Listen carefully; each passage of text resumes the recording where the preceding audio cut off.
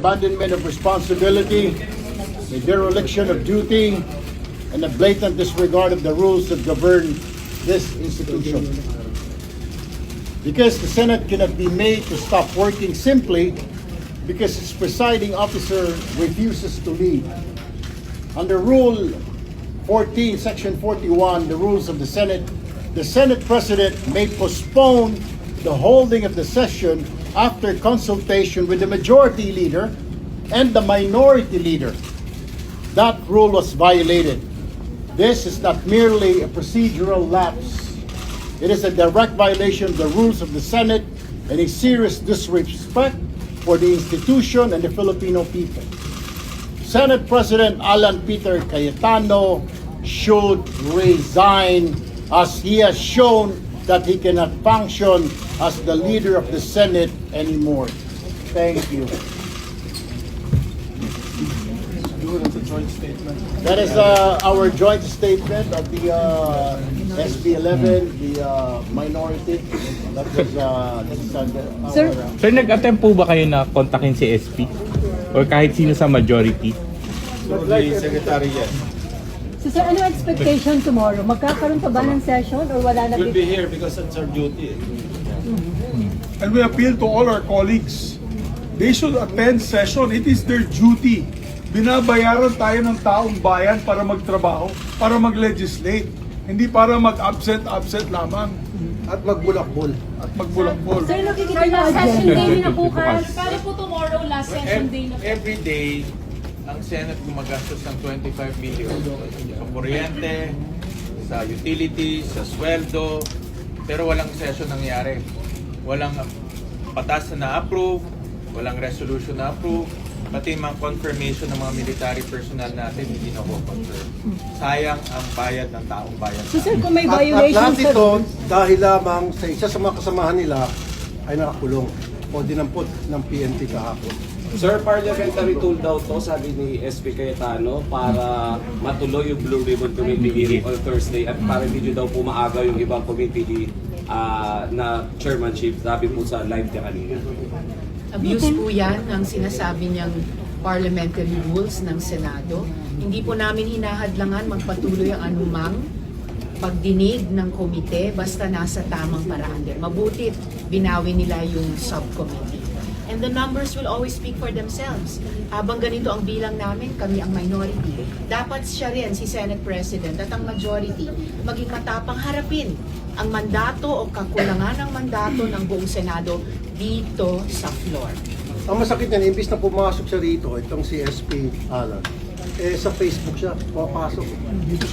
Dito dapat siya magsalita. Dito dapat siya mag-debate kung anong gusto niyang gawin. Huwag naman sa social media. So kung may violations sa rules, ano yung pwedeng gawin dun sa pag hindi nila pagpasok ng ilang araw? We will be tackling that hopefully by tomorrow. Dahil again, the rule says and the Constitution says that we should meet at 3 p.m. Monday, Tuesday, Wednesdays, as a matter of fact, even Thursday should be a working day also in Sugo City. And the mere fact na walang consultation, We'll cross sir. the bridge when we get there. We'll see. At hinihiling po namin sa mga kasama namin na nagmamahal pa po sa Senado at nais magtrabaho para sa taong bayan. Pumasok po bukas, magkita-kita tayo dito, pwedeng pagdebatihan kahit anong bagay, pwede pong pag-usapan kahit anong bagay. Dito po kami magdiskusyonan dahil nandito po tayo para magtrabaho. Hinihikayat po namin lahat ng kasama namin na nagmamahal pa dito po sa Senado, pumasok tayo bukas, magtrabaho tayo para sa taong bayan. At hinahamon ko si Alan Peter Cayetano, kung matapang ka, pumunta ka rito bukas, otherwise duwag ka. Sir, if they will still not show up tomorrow, mag-adjourn without saying anything? Tingnan natin. Tingnan natin. That's why we're appealing to our colleagues, yung mga kasama natin. Nagampanan natin yung ating trabaho kasi binabayaran tayo ng taong bayan. Kakahiya ito. At bawat araw na hindi natutuloy ang session, hindi na papatupad yung batas, hindi na implement yung mga dapat namin ipatupad, yung gaya kanina, yung may mga taong pumunta dito para i-confirm, hindi nako-confirm. Sayang ang panahon. Paano po yung Blue Ribbon sa Thursday? Paano po yung Blue Ribbon?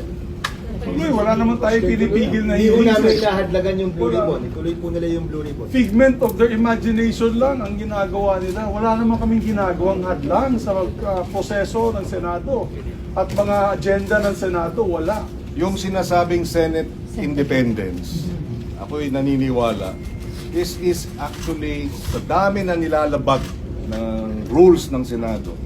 It's actually impunity masquerading as assertion of the Senate as an independent institution. Impunity ito. Sunod-sunod ang paglabag.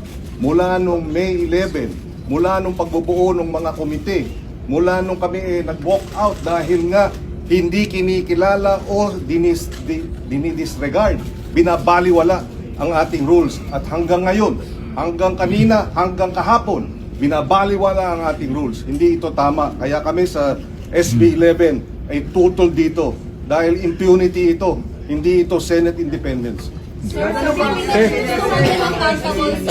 is impunity, sir, what are the measures to hold them accountable? Okay, ganito na lang, no? We appeal to the rest of the members of the majority bloc. Huwag si Senate President kasi we appeal to their sense of duty, of the responsibility. Kasi mukhang untenable na si SP kasi siya yung nagsasabi sa mga kasama namin na huwag mag-attend ng session. So we now appeal to the rest of the members of the majority bloc. We appeal to their sense of duty na sana mag-attend sila ng session bukas. Sir, pwede ba mag-session kung wala si SP Alan? Well, under the rules, pag wala yung SP, pwede mag-preside ang pro temp. Pag wala yung SP and pro temp, pwede mag-preside ang majority leader. Pag wala yung tatlo, pwede mag-preside any of the two deputy majority leaders. So kung Or papasok any Senator other member Lauren, pwede designated by the mag-session Senate Now. President. Yeah. Sir, you have information na talagang utos po ni SK Cayetano na wag Yun ang nirelease sa amin ng secretariat. Tsaka nag-live na naman siya sa Facebook kanina para sabihin in effect yun. At maling-mali pa yung sinabi niya kahapon na let the Senate go quiet.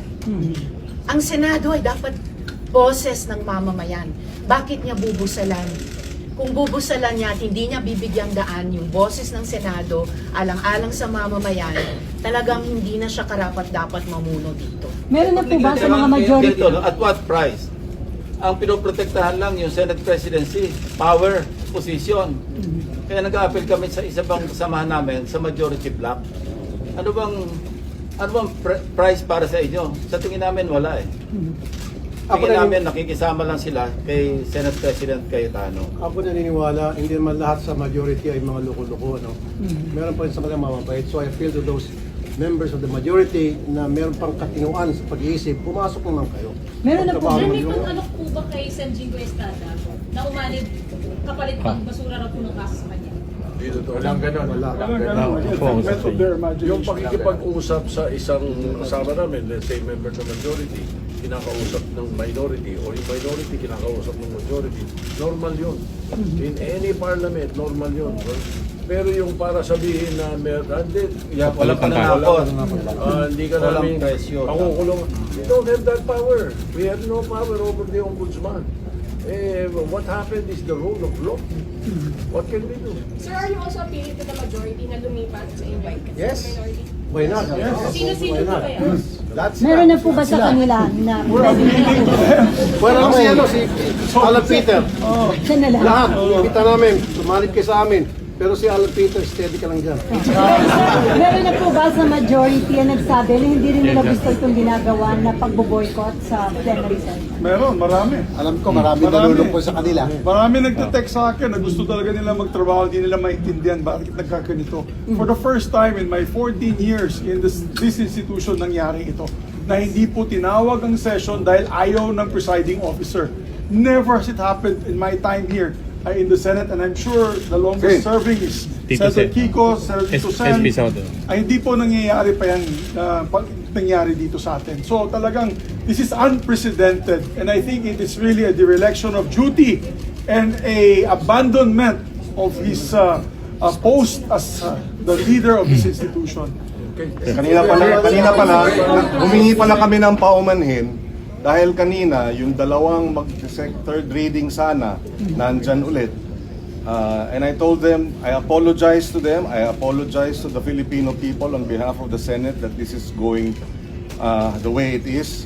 apat dun sa 8 naka-agenda today, dapat 2 agri-bills na makikinabang sana ang ating mga magsasaka at mangingisda at yung citizenship bills. Lahat hindi na-actionan dahil dito sa abandonment of Pati responsibility. yung Plus, bill dalawang ni- health pati yung bills. bill health ni Senator Risa. Magna Carta of Barangay Health Workers at saka Anti-Hospital Detention Bill. Anti-hospital Nasa detention. amendments na.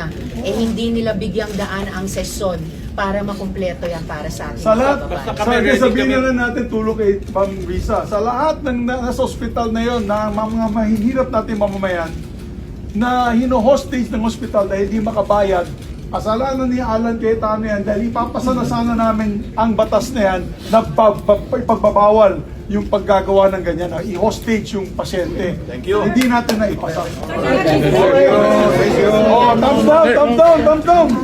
Hello, ganyan natin. Resign.